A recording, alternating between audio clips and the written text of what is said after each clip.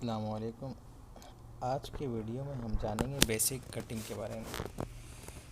अगर आप किचन में काम करते हैं तो आपके लिए कटिंग बहुत ही इम्पोर्टेंट है और सबसे पहले हमें कटिंग ही सिखाया जाता है। तो वीडियो में आप बने रहें और वीडियो ये नॉलेज वाली होने वाली है।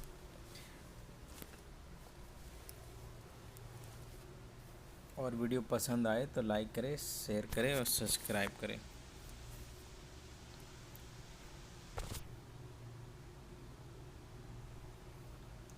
तो यहाँ पे आप देखें, सबसे पहले ये जो कटिंग है स्लाइस कटिंग है। और अगर आप सलाद सेक्शन में काम करते हैं तो ये कटिंग बहुत ही इम्पोर्टेंट है।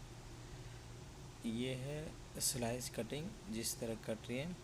और इसकी जो थिकनेस है वो 3 mm की होती है। इसकी थिकनेस जो है वो 3 mm की होती है।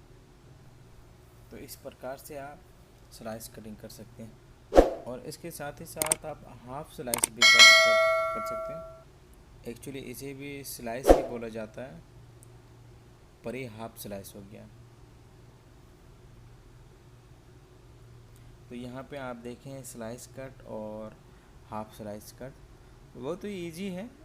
इंटरव्यू में ये पूछा जाता है, जो नए बंदे होते हैं जो आने के लिए इंटरव्यू देते हैं उसमें ये पूछा जाता है, तो उसके लिए जानना बहुत ज़रूरी है। और ये है डाइस कटिंग। और ये डाइस कटिंग 3 पार्ट में किया जाता है। आप ये देखें 3 पार्ट में काटा गया है इसे।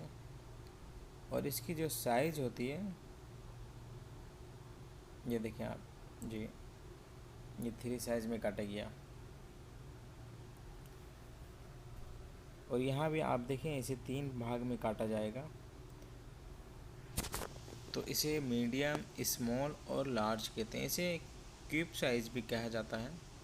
आप देखें ये पहला हो गया, ये दूसरा, और पीछे से थोड़ा सा काट के निकाल दें तो ये 3 भाग में आ गया है, स्मॉल, मीडियम और लार्ज में। इसे क्यूब कटिंग भी कहा जाता है। और ये पनीर वगैरह में ज़्यादा यूज़ किया जाता है जी। वैसे पनीर वगैरह में ज़्यादा यूज़ किया। इसके बाद गाजर है, ये कैरोट, इसमें जूलियन कटिंग आता है। और इस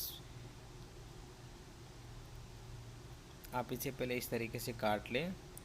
और इसकी भी जो थिकनेस है वो 3 mm की है। और इसकी जो लंबाई है, इसकी जो लेंथ है वो 4 सेंटीमीटर की है।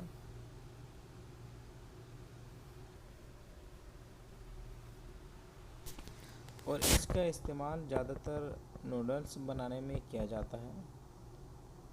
वैसे इस्तेमाल तो बहुत सारी चीज़ों में कर सकते हैं आप वेजिटेबल है तो इस्तेमाल बहुत सारी चीज़ों में कर सकते हैं। इसे जूलियन कटिंग कहा जाता है।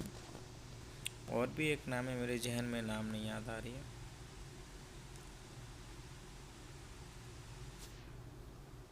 तो ये कैरोट था। और इसी को अगर आप घुमा कर काट दें तो ये ब्रुनवास कटिंग में आ जाएगा। इसे कहते हैं ब्रुनवास कटिंग। इसकी साइज़ 3 mm होती है।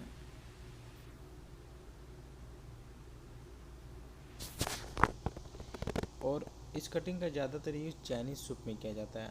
और मैं भी इस कटिंग का यूज़ करता हूँ मशरूम सूप में। और मशरूम सूप मुझे बेहतर ही लगता है, काफ़ी अच्छा लगता है। तो मशरूम सूप में मैं इसे यूज़ करता हूँ। और ये है गैबेज। आप इसे श्रेडिंग कट भी कह सकते हैं और इसे श्रेडेड कट भी कह सकते हैं, लेकिन इसे ज़्यादातर श्रेडेड कट ही कहा जाता है। और अब देखिए इसे कैसे काटा जाता है। इस लंबे प्रकार में बारीक बारीक काटें इसे जी। ये हो गई श्रेडिंग और श्रेडेड कट। और इसे ज़्यादातर यूज़ किया जाता है, आप देखें मैंने, इसे ज़्यादातर यूज़ किया जाता है चाउमीन बनाने में और नूडल्स बनाने में यूज़ किया जाता है। और मैक्सिमम इसकी यूज़ चाइनीज़ फूड में होती है। और इसी को आप फिर घुमा कर काट दे तो इसके बाद इस चॉप को कहा जाता है फाइन चॉप। और इसे चॉप कटिंग भी कहते हैं। जिस तरह garlic, ginger, red pepper, green pepper को चॉप किया जाता है, इसका भी यूज़ सॉस वगैरह बनाने में किया जाता है और बहुत सारी चीज़ों में यूज़ किया जाता है। चाइनीज़ फूड में ज़्यादा यूज़ होती है, इंडियन में भी यूज होती है, इंडियन फूड में। तो ये है चॉप और फाइन चॉप कटिंग।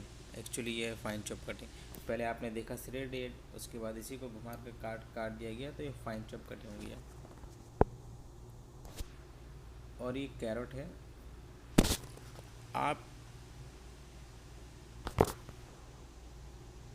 इसकी थिकनेस 5 mm,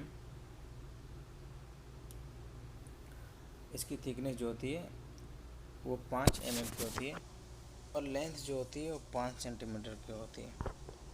इसका इस्तेमाल सलाद में भी कर सकते हैं और रंच के साथ भी इसे खाते हैं। और ये बेसिक कटिंग है, और इसे फिंगर कटिंग भी कहते हैं और फ्रेंच फ्राई कटिंग भी कहते हैं। तो ये बेसिक कटिंग थी जिसे जानना बहुत ज़रूरी है और सीखना बहुत ज़रूरी है। तो ये कुछ बेसिक कटिंग थी, आप देखें यहाँ पे। वीडियो पसंद आई तो लाइक करें, सब्सक्राइब करें, शेयर करें। और आप देखें यहाँ पे ये लेमन वेज है और ये वेजेस कट है। इसी को आप अगर खड़ा करके काटें तो स्लाइस में आ जाएगी।